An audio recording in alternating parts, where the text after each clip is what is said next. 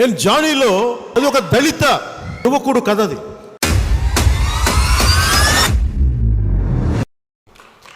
తనని తను తగ్గించుకున్నవాడు హెచ్చింపబడినాడు. తనని తను తగ్గించుకున్నవాడు హెచ్చింపబడును. నీకు మంచిది అవుతురా నీకు.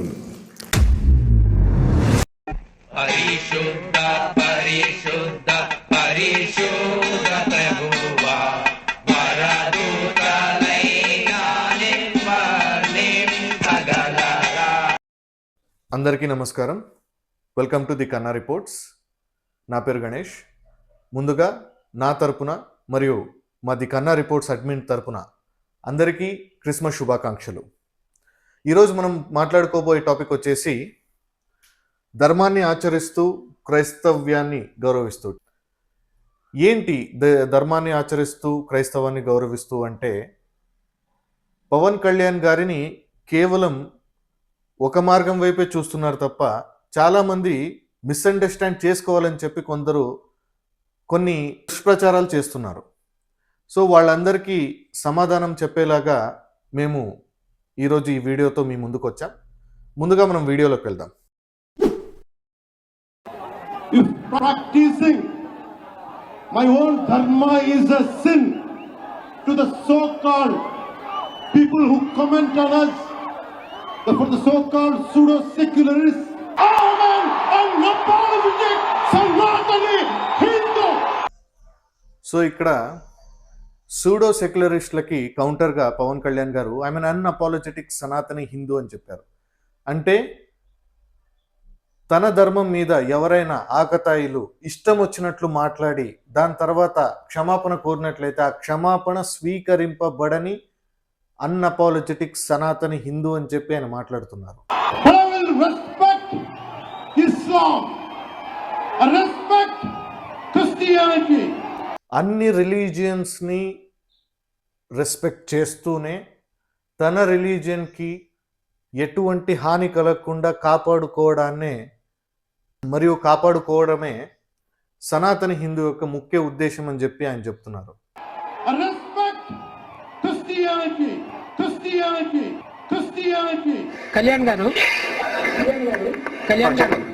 గారు ఇది ఈ పిక్చర్ లో మీరు యాక్ట్ చేయడానికి మిమ్మల్ని ఇన్స్పైర్ చేసిన పాయింట్ ఏంటి? నాకు ఎందుకు జీసస్ క్రైస్ట్ ఇష్టమో చెప్తాను. ఒకసారి ఇక్కడ నా డైరీలో రాసుకున్నాను.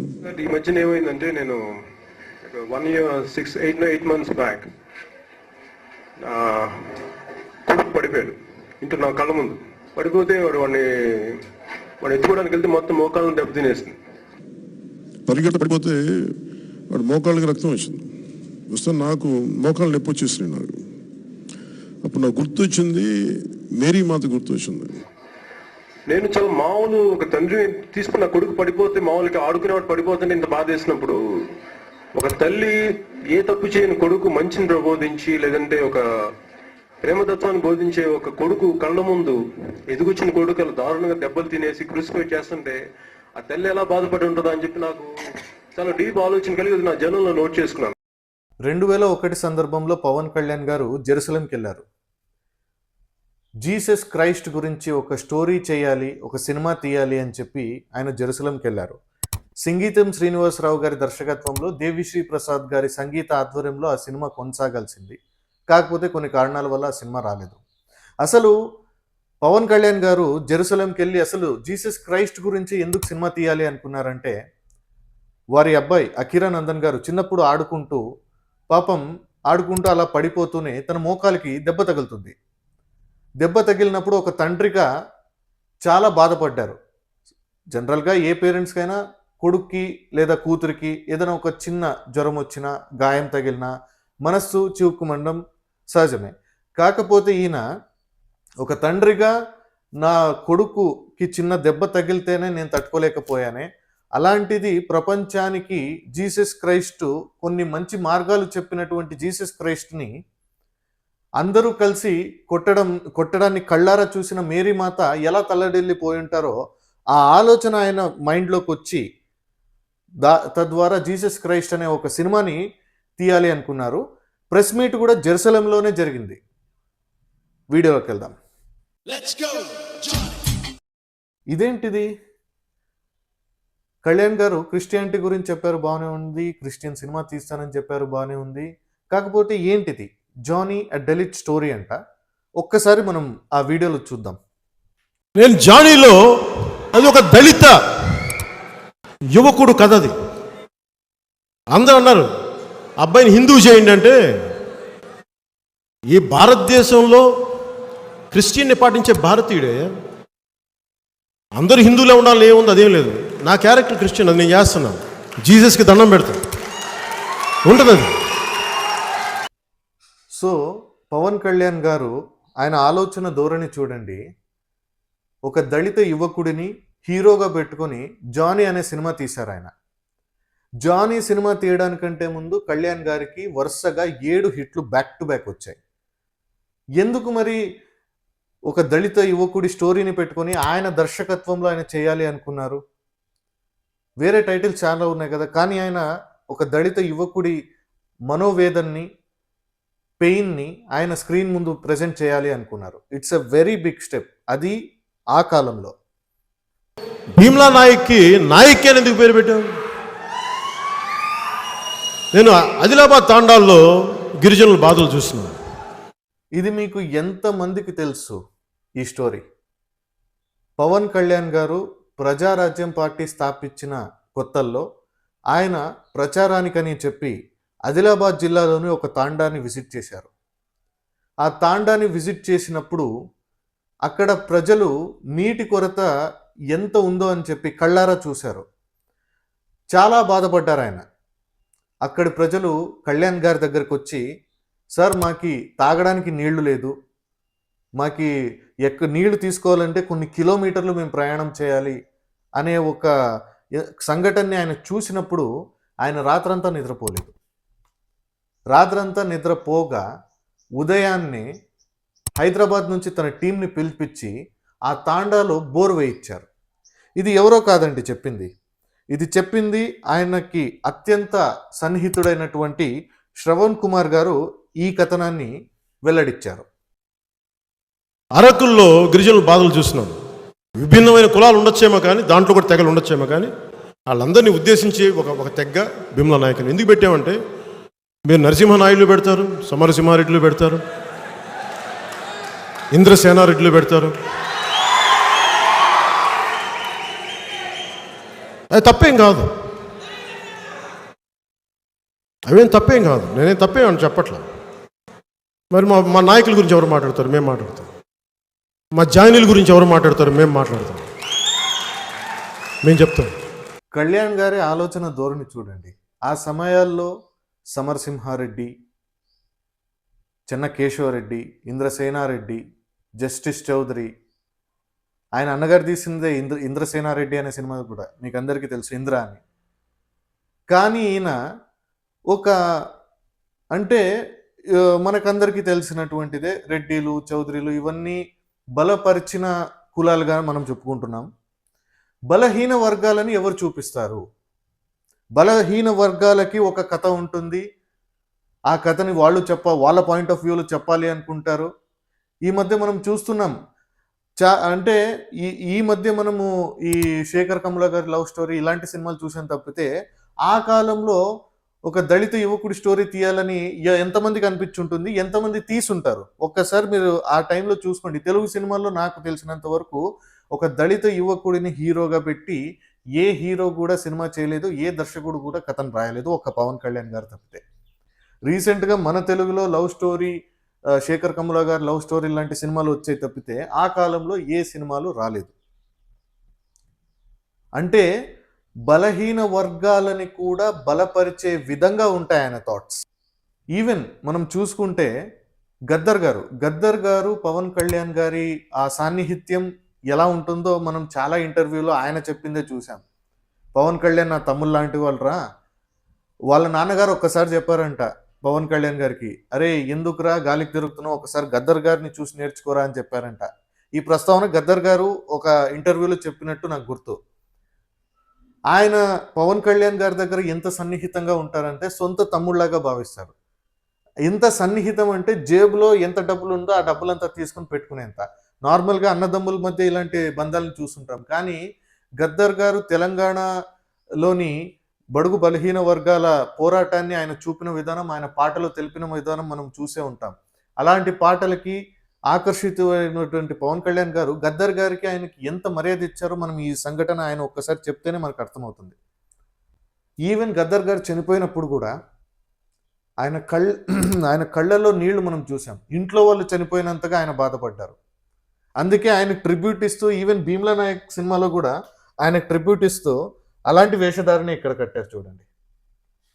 ఎదగాలనుకున్న ప్రతి ఒక్కడు కూడా ఫస్ట్ ఇది అర్థం చేసుకోండి, ఒక్క కులం వల్ల ముందుకు వెళ్ళలేము.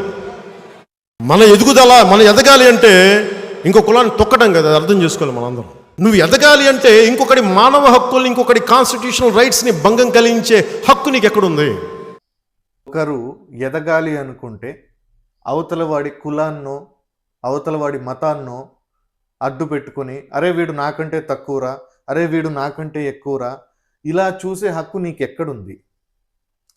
అందరూ సమానమే, అందరూ సమానంగా పని చేస్తేనే రాష్ట్రం బాగుంటుంది, దేశం బాగుంటుంది, మన ఏరియా బాగుంటుంది, మన ఇల్లు కూడా బాగుంటుంది. ఇప్పటికీ 2025లో ఉన్నాం. మనం ఇంకా ఆ కులాన్ని మతాన్ని పట్టుకొని దాని మీద రాజకీయాలు చేస్తున్నాం. ఇప్పటికీ అది సిగ్గుచేటు. కానీ కళ్యాణ్ గారి ధోరణి చూడండి. కళ్యాణ్ గారు అన్ని కులాలని, అన్ని మతాలని వారు గౌరవిస్తూనే వారి గొప్పతనాన్ని చెప్పే ప్రయత్నాలు కూడా వారి పాటల్లోనూ, వారి సినిమాల్లోనూ, సామాజిక కార్యక్రమాల్లోనూ, పొలిటికల్ మీటింగ్స్లోనూ ఎప్పుడూ చెప్పే ప్రయత్నాన్ని చేస్తూనే ఉంటారు ఆయన. ఖమ్మంలోని జీసస్ ఓల్డేజ్ హోమ్ అని ఉంటుంది. ఈవిడ రిటైర్డ్ ఎంప్లాయ్, అక్కడ ఓల్డేజ్ హోమ్ని నడుపుతుంటారు. పవన్ కళ్యాణ్ గారిని సహాయం కోసం వెళ్ళినప్పుడు అక్కడ ఆయన రిసీవ్ చేసుకున్న విధానం, ఒక అమ్మలా చూసిన విధానం, తీసుకెళ్ళి ఎంతమంది ఉన్నారమ్మా, ఏం కథ అని చెప్పి ఆవిడకి భోజనం పెట్టి కాఫీ ఇచ్చి ఆ జీసస్ ఓల్డేజ్ హోమ్కి ఆ కాలంలోనే ₹1,00,000 డొనేట్ చేశారు. మరియు అమ్మగారు వర్షంలో తడిచి రావడం, ఇక్కడి వరకు రావడం, ఆవిడ దగ్గర ఆర్థిక స్తోమత అంతగా లేకపోవడంతో ఆవిడకి 10,000 ఉంచుకోండమ్మా, 10,000 ఖర్చులకు ఉంచుకోండి అని చెప్పి ఆవిడకి 10,000 ఇచ్చి ₹1,00,000 డొనేట్ చేశారు జీసస్ ఓల్డేజ్ హోమ్ కోసం, ఎప్పుడు ఖమ్మంలో. అరే ఏంట్రా, హిందూ ధర్మాన్ని పాటించే వ్యక్తి ఓన్లీ హిందువులకి సంబంధించిన ఆర్గనైజేషన్కే హెల్ప్ చేయాలి, కానీ ఎందుకు క్రిస్టియానిటీకి సంబంధించిన జీసస్ ఓల్డేజ్ హోమ్కి ఎందుకు హెల్ప్ చేయాలి? ఇక్కడే ఆయన యొక్క మైండ్ సెట్ని, ఆయన యొక్క భావజాలాన్ని మనం అర్థం చేసుకోవచ్చు. ఈ ఛానల్లో చూస్తున్నటువంటి వీక్షకులు ఎవరైతే ఉన్నారో ఒక్కసారి ఖమ్మంలోని జీసస్ ఓల్డేజ్ హోమ్కి ఒక్కసారి విజిట్ చేయండి. అక్కడ పవన్ కళ్యాణ్ గారి ఫోటో ఇప్పటికీ ఉంటుంది. పవన్ కళ్యాణ్ గారి ఐడియాలజీ ఇప్పుడు మనం ఈ వీడియోలో చూద్దాం. I was in a state of confusion. What is right? Because you want to do something. I think which way, what thought I have to embrace to do something. So who did you get closer to? Radical left or radical right? అంటే ఇక్కడ ఈ video వచ్చేసి, అంటే ఈ interview వచ్చేసి 2017లో అనుకుంటాను, election టైంలో journalist గారు పవన్ కళ్యాణ్ గారిని ఒక ప్రశ్న వేస్తారు. మీరు రాడికల్ లెఫ్టా రైటా, అంటే మీరు లెఫ్టిస్టా రైటిస్టా అని క్వశ్చన్ చేస్తున్నారు. ఆ క్వశ్చన్కి ఆయన ఏం ఆన్సర్ చెప్పారో ఒక్కసారి మనం వీడియోలో చూద్దాం. నీ ఎజెండా మార్చేస్తుంటావు, నువ్వు కూర్చోబెట్టి ఒకరోజు వామపక్ష పార్టీలు వెళ్తావు, ఇంకోసారి బీజేపీకి వెళ్తావు అని మాట్లాడుతూ ఉంటారు. Somehow I believe you have to be stand in the center. పూర్తి వామపక్ష భావజాలం పనిచేసిందా అంటే ఈ ప్రపంచం అంతా అదే ఉండేది. పూర్తి రైట్ వింగ్ ఐడియాలజీ పనిచేస్తా అంటే అదే ఉండేది. అది లేదు, మధ్యలో ఎక్కడ ఉన్నాం మనం. Somehow I believe you have to be stand in the center. నేను ఆ మధ్యస్థ విధానాన్ని పట్టుకున్నాను. నేను కళ్యాణ్ గారు ఆయన ఏం చెప్తున్నారో ఒక్కసారి ఆలోచించినట్టయితే, పూర్తిగా ఆయన లెఫ్టిస్ట్ గాను లేరు, పూర్తిగా రైటిస్ట్ గాను లేరు. ఆయన మధ్యస్థ భావజాలాన్ని మాత్రమే పట్టుకున్నారు, సెంట్రిస్ట్. ఎందుకు ఆయన సెంట్రిస్ట్ గానే ఉన్నారో ఒక్కసారి మనం ఈ వీడియోలో చూద్దాం. దానికి నా కారణాలు నాకున్నాయి. దీని వెనక నాకేం స్వార్థాలు లేవు, నాకు వ్యక్తిగత స్వార్థాలు ఏం లేవు. నాకున్నదల్లా వన్ రాంగ్ ఐడియాలజీ, మనకి నిలబడలేని ఐడియాలజీ, మనం కమిటెడ్ లేని ఐడియాలజీని మనం కనుక పట్టుకుంటే ఈరోజు ప్రాంతీయ ఆలోచన విధానంతో ఒక పార్టీ మాట్లాడేయచ్చు, కానీ రేపొద్దున జాతీయ నిర్మాణంలో భాగంగా మళ్ళీ మారాల్సి వస్తుంది, తప్పదు అది. అందుకని ఇన్ని అవకతవకలు దేనికి, ఏదో ఒకే ఒక బలమైన ఆలోచన విధానం మాట్లాడదాం అని చెప్పి చాలా స్టడీ చేసిన తర్వాత Sometimes the fight for justice left used to really influence me, and sometimes the needed cultural understanding used to come from song. This is not that I actually participated in both, but I used to watch from a distance, and I could never understand how come people of that stage, what makes them to do what they're doing. ఇక్కడ కళ్యాణ్ గారి ఆలోచన చూడండి. మనం ఎక్స్ట్రీమ్గా లెఫ్ట్లోనూ ఉండలేము, ఎక్స్ట్రీమ్గా రైట్లోనూ ఉండలేము. ఎందుకంటే భారతదేశం అనేది బహుప్రాంత, బహుభాష, బహుకుల, బహుమత, సర్వమత సమ్మేళనం కలిగినటువంటి దేశం ఏదైతే ఉందో అదే భారతదేశం. వేరే దేశాల్లో కొన్ని దేశాల్లో ఒకే ఒక ఐడియాలజీకే స్టిక్ అయి ఉంటుంది. కానీ మన భారతదేశం అన్ని ఐడియాలజీని మనం చూడగలం. ఒక ఊరిలోని ఆచారం, ఒక పల్లెటూరులోని ఆచారం ఇంకో పల్లెటూరులో ఉండదు, ఒక ఊరిలోని కట్టుబాట్లు ఇంకొక ఊరిలో ఉండవు. అలాంటిది మనిషి ఇన్ని ఐడియాలజీలు డిఫరెంట్ అయినప్పుడు మనం కంప్లీట్గా ఒక్క భావజాలానికే మనం స్టిక్ అవ్వలేం. లెఫ్టిస్ట్గాను స్టిక్ అవ్వలేం, రైటిస్ట్గాను స్టిక్ అవ్వలేం. ఒకే ఒక్క ఐడియాలజీని మనం ఆచరించినట్లయితే ఇవాళ మనం బంగ్లాదేశ్లో ఏం జరుగుతుందో మనం చూస్తున్నాం. అంటే ఒక్క ఐడియాలజీనే పట్టుకున్నట్లయితే చాలా ఘోరాలు జరిగే ప్రమాదం అయితే ఉంది. సో ఎప్పుడైతే సెంట్రిస్ట్గా ఉంటామో లెఫ్టిస్ట్లోని కొన్ని భావజాలాల్ని, రైటిస్ట్లోని భావజాలాల్ని మనం చూసి ఏది మంచి ఏది చెడు అని లెక్క వేసుకొని ఒక ప్రణాళిక చేసుకోగలం మనం. ఇప్పటికీ కొన్ని దేశాల్లో ఈ క్రిస్మస్ పర్వదినం ఈ క్రిస్మస్ పర్వదినాన్ని నేను చెప్తున్నది ఏంటంటే, ఇప్పటికీ కొన్ని దేశాల్లో క్రిస్మస్ జరుపుకోకూడదు, క్రిస్టియన్స్ ఉన్న దేశాల్లోనే క్రిస్మస్ జరుపుకోకూడదు అనే లా అయితే ఉంచబడింది, కేవలం ఒక్క ఐడియాలజీకి స్టిక్ అవ్వడం వల్ల. అందుకనే ఇదర్ లెఫ్టిస్ట్ ఆర్ రైటిస్ట్ కంప్లీట్గా ఉండకుండా మనం సెంటర్లో నిలబడినట్లయితే అక్కడి భావజాలం ఏది మంచి ఏది చెడు మనం అర్థం చేసుకొని మంచి భావజాలాన్ని మనం తీసుకొని ముందుకు నడిచే ఇది ఉందని పవన్ కళ్యాణ్ గారు ఈ వీడియోలో చెప్తున్నారు. ఒక నాని పాల్కి వాళ్ళ కానీ వీళ్ళందరి పేర్లు లోక్నాయక్ జయప్రకాష్ నారాయణ, రామ్ మనోహర్ లోహియా, నారాయణ్ గురు, స్వామి వివేకానంద, శామ్యూల్ హంటింగ్టన్, వీళ్ళందరి పేర్లు ఎందుకు ప్రస్తావించానంటే ఇంత అవగాహన చేసుకొని వచ్చాను. వీళ్ళు జస్ట్ బొచ్చు కొద్ది పేర్లు చెప్పాను అంతే. ఒకసారి వామపక్ష భావజాలంలా మాట్లాడతారు, ఒకసారి నన్ను అడుగుతారు నువ్వు మార్క్సిస్టా కమ్యూనిస్ట్ అని అడుగుతారు, నేను హ్యూమనిస్ట్ అని చెప్తాను, మానవతావాదిని అని చెప్తాను.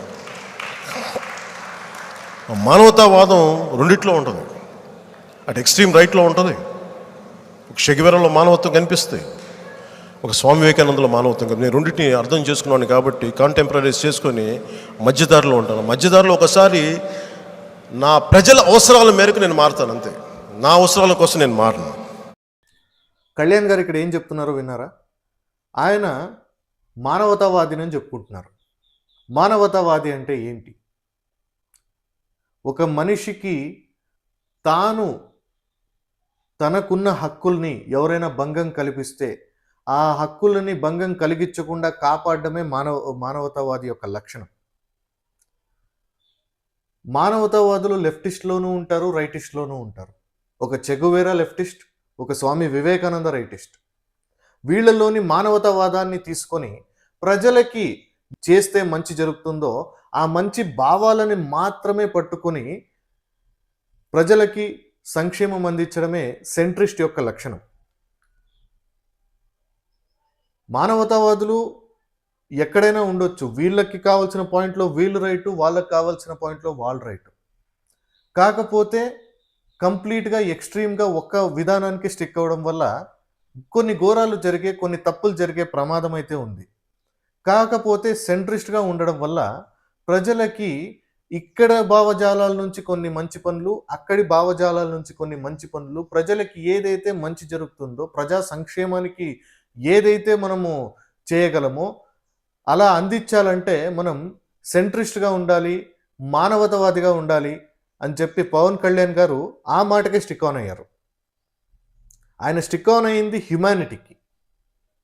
ఒక్కొక్కసారి పవన్ కళ్యాణ్ గారు దీని గురించి మాట్లాడతారు, దాని గురించి మాట్లాడతారు అంటే కోర్స్ ఆయనకి ఏది మంచి అనిపించిందో, ఏ భావజాలంలో మంచి అనిపించిందో దాని గురించే మాట్లాడారు ఆయన.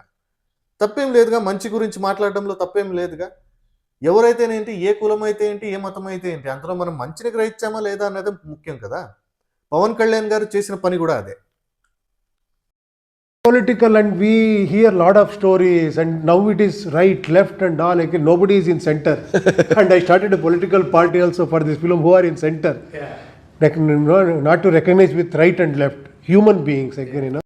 పవన్ కళ్యాణ్ గారు చెప్పినటువంటి లెఫ్టిస్ట్ రైటిస్ట్లోని మంచి గుణాలు తీసుకొని, మంచి భావాలను తీసుకొని సెంట్రిస్ట్గా ఉండడం ఏదైతే ఉందో, ఉపేంద్ర గారు మొన్న జరిగినటువంటి ఒక సినిమా ఇంటర్వ్యూలో మొన్న చెప్పారు. కానీ పవన్ కళ్యాణ్ గారు ఈ మాటని ఆయన ఎప్పుడో చెప్పారు. There are two philosophies. One is left and one is right. I have my favorite hand and I'll keep it to myself. But whenever I see people, I bring both hands together. And that is because I am a centrist by nature. Kamal Haasan గారు కూడా రీసెంట్గా ఇదే centrist విధానాన్ని చెప్పారు. అంటే leftist భావజాలం ఉన్న వ్యక్తుల్ని, రైటిస్ట్ భావజాలంలో ఉన్న వ్యక్తులు నాకు తారాసపడితే నేను నా రెండు చేతుల్ని, లెఫ్ట్ హ్యాండ్ని రైట్ హ్యాండ్ని రెండు జోడించి వాళ్ళకి నమస్కారం పెడతాను, ఎందుకంటే నేను సెంట్రిస్ట్ని అని ఆయన చెప్పుకుంటున్నారు. ఈయన ఇప్పుడు చెప్తున్న మాటల్ని కళ్యాణ్ గారు ఎప్పుడో చెప్పారండి. తిరుపతి డిక్లరేషన్ మనకందరికీ తెలిసిందే. జగన్మోహన్ రెడ్డి గారు తిరుపతి డిక్లరేషన్ని ఆయన డెనీ చేశారు. ఫస్ట్ ఆఫ్ ఆల్ ఈ తిరుపతి డిక్లరేషన్ ఏంటంటే, ఇతర మతాల వారు తిరుపతి దేవస్థానానికి వెళ్ళినప్పుడు, అంటే హిందూ మతం కాకుండా ఇతర మతాల వాళ్ళు అక్కడికి వెళ్ళినప్పుడు వాళ్ళు ఒక సంతకం చేయాలి. దీని గురించి నేను నమ్మకంతోనే వెళ్తున్నాను అని చెప్పి ఒక డిక్లరేషన్ సంతకం చేసి వాళ్ళ దర్శనానికి వెళ్ళవచ్చు. ఈ విధానం ఇప్పటిది కాదండి. ఈ యొక్క విధానం ఎప్పటి నుంచో ఉంది. కాకపోతే జగన్మోహన్ రెడ్డి గారు ఈ డిక్లరేషన్ని నేను చెయ్యను అని చెప్పారు. అసలు ఎందుకు చెప్పారో ఒకసారి మనం విందాం. నిజంగా ఆశ్చర్యం కాదా? జగన్ ఏమన్నా కొత్తనా? కారణం ఏమిటంటే నా మతమట. నేను అడుగుతా ఉన్నా, నా మతం ఏమిటి, నా మతం ఏమిటి అని అడుగుతా ఉన్నారు. ఇక్కడ జగన్మోహన్ రెడ్డి గారు తిరుపతి డిక్లరేషన్ గురించి మాట్లాడుతూ కొంచెం వ్యంగ్యంగా మాట్లాడారు. అంటే నేనెందుకు డిక్లరేషన్ ఇవ్వాలి, నేను చూడని తిరుమలనా, లేదా మా నాన్నగారు చూడని తిరుమలనా అని చెప్పి వ్యంగ్యంగా మాట్లాడుతున్నారు. తిరుపతి డిక్లరేషన్ ఇప్పుడు వచ్చింది కాదండి, ఎప్పటి నుంచో ఉంది. ఆ డిక్లరేషన్ చేసే మనం వెళ్ళాలి అని చెప్పి ఇతర మతాల వారు. కాకపోతే ఈ డిక్లరేషన్ని కూడా ఆయన వ్యంగ్యంగా చూస్తున్నారు.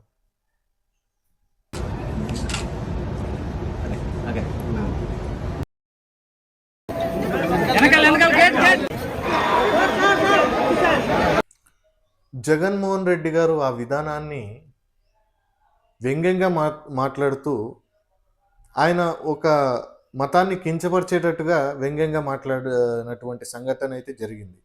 కాకపోతే ఒక నాయకుడు కాన్స్టిట్యూషన్లో ఉన్న లాస్, లేకపోతే ఒక ధర్మానికి సంబంధించిన లాస్లో వాటిని ఎలా రెస్పెక్ట్ చేయాలి అని చెప్పి తన కుమార్తె అయినటువంటి అన్నా లెజనోవా గారి కుమార్తె అయినటువంటి అమ్మాయి తిరుపతి దేవస్థానాన్ని దర్శనానికి వచ్చినప్పుడు ఆ అమ్మాయి మతపరంగా క్రిస్టియానిటీని ఫాలో అవుతూ ఉండొచ్చు, ఎందుకంటే వాళ్ళ అమ్మగారులు కూడా క్రిస్టియన్సే కాబట్టి తన కూతురుతోనే, ఆయన డిప్యూటీ సీఎం అండి, ఆయనకి అలా డిక్లరేషన్ ఇచ్చి తీసుకువెళ్లాల్సిన అవసరం లేదు. కాకపోతే నాయకులకి ఆయన ప్రైమ్ ఎగ్జాంపుల్ అయ్యారు. ఈ విధానాన్ని ఆయన చూపించి మీడియాకి, ప్రజలకి.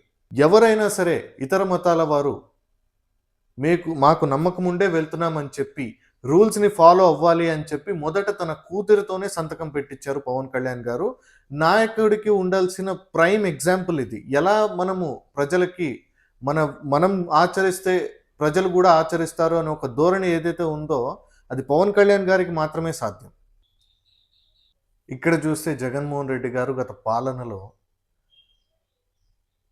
ఆయన పండగ పూట బయటికి ఎక్కడికైనా పుణ్యక్షేత్రానికి వెళ్ళి ఆయన దర్శించుకొని దండం పెట్టొచ్చు, ఆ ఆప్షన్ ఉంది. కాకపోతే ఆయన ఆ విధంగా చేయలేదండి. తన ప్యాలెస్లోనే 3 కోట్ల రూపాయల గుడి సెట్ని వేపించి అక్కడ పూజలు జరిపించి, అక్కడ పూజలు జరిపిన తర్వాత ప్రసాదం కూడా తినకుండా, అది వేరే విషయం, అక్కడ ఆయన గురించి ఆయన ఎలివేషన్ పాటలు పాడించుకుంటున్నారండి. అది ఏందో నాకైతే అర్థం కాదు. 3 కోట్ల రూపాయలు గుడి సెట్ వేయించారండి ఆయన. గత పాలలో మనం ఇది చూసాం. ఇంకా ఈయన ప్రజల యొక్క డెమోక్రసీలో ప్రజల యొక్క హక్కుల్ని, ప్రజల యొక్క నమ్మకాలకి ఏం విలువ ఇస్తున్నట్టు ఇంకా?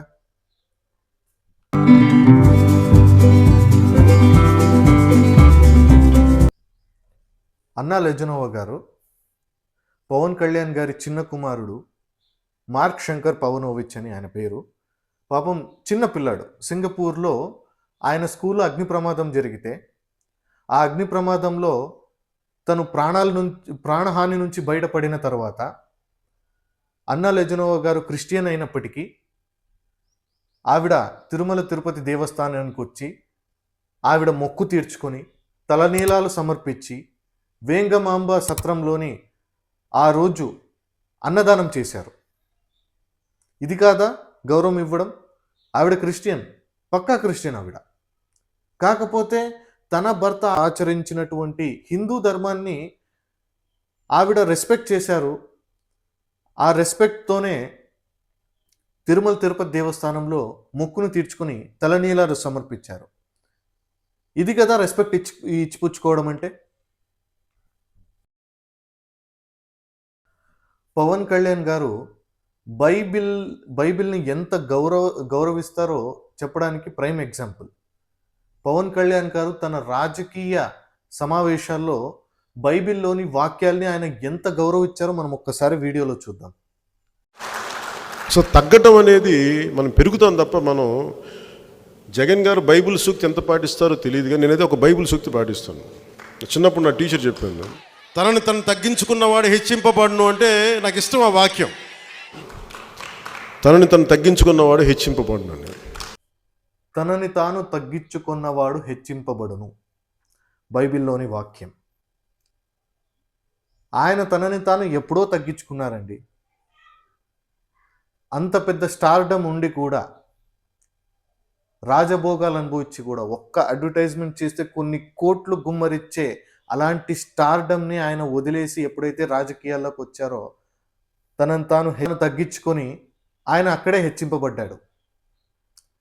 తర్వాత రాజకీయాలకు వచ్చిన తర్వాత ఆయన ఒక్కసారి ఓడిపోయారు, అది అందరికీ తెలిసిందే. అంత స్టార్డమ్ ఉన్న హీరో రాజకీయాల్లోకి వచ్చి ఫెయిల్యూర్ అయ్యారు, ఒక్క సీటు కూడా రాలేదు. ఆ సమయంలో ఆయన రాజకీయ పరంగా ఎన్ని మీటింగ్లు పెట్టినా, ఎంతమంది ప్రజల్ని కలిసినా కూడా ఆయనకి రాజకీయ పరంగా, పొలిటికల్ పరంగా ఆయనకి అంత గ్రిప్ రావట్లేదు. అదే సమయంలో చంద్రబాబు నాయుడు గారిని నంద్యాలలో అరెస్ట్ చేయడం జరిగింది. పీక్ టైం అది. అక్కడ ఏదన్నా వ్యక్తి కన్నింగా ఆలోచించుంటే కొన్ని రాజకీయ సీట్లు తనకే వచ్చేలాగా చేసుకునేవాడు, అట్లీస్ట్ తను ఎమ్మెల్యేగా గెలిచేవాడు. కానీ పవన్ కళ్యాణ్ గారు అలా చేయలేదండి. పవన్ కళ్యాణ్ గారు చంద్రబాబు నాయుడు గారి అక్రమ అరెస్టుని ఆయన ఖండించారు. జైలుకి వెళ్ళారు.